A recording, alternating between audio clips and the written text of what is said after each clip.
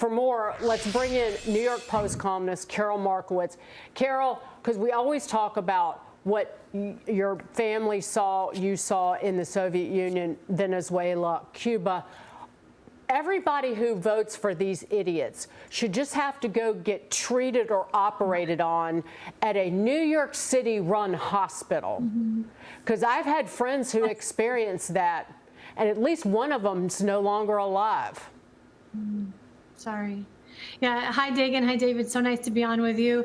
Look, you know, there's a line that goes, you can vote in communism, but you have to shoot your way out. That's where I feel like these people are right now. They don't understand that they're inviting into their lives a philosophy that has killed millions of people, that has led to destruction and despair around the world, that people have rightly said, we will have no more of this. And yet these wealthy enclaves keep voting in these fools because they want to just give it one more try, because real communism still hasn't been tried.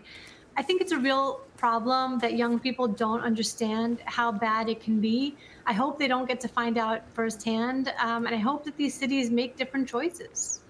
Yeah, but the cities might want different choices, Karol, but they really don't have that opportunity in a lot of cases. Seattle, from the mostly peaceful summer that we had, you know, the summer of love, Jenny Durkin, look at where they are and where they're going.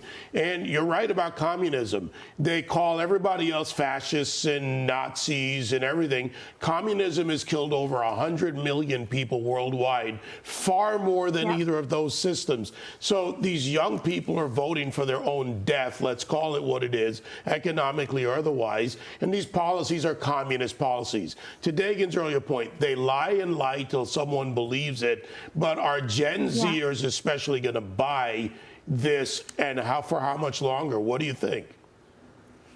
Well, I think kind of yes, because look what Katie Wilson is saying in that clip. I mean, it's free everything, right? She's making it sound as if you're going to live in this free utopia where nothing is going to need to be paid for.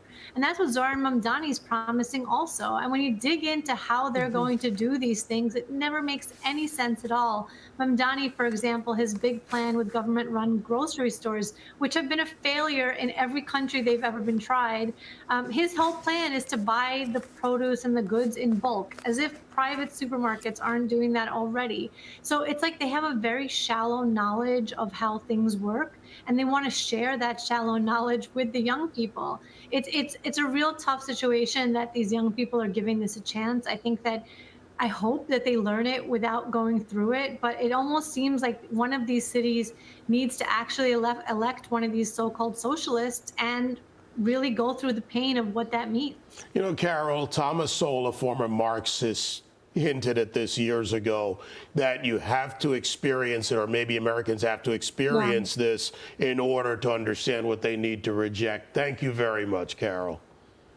Thank you so much, dear. Thank you.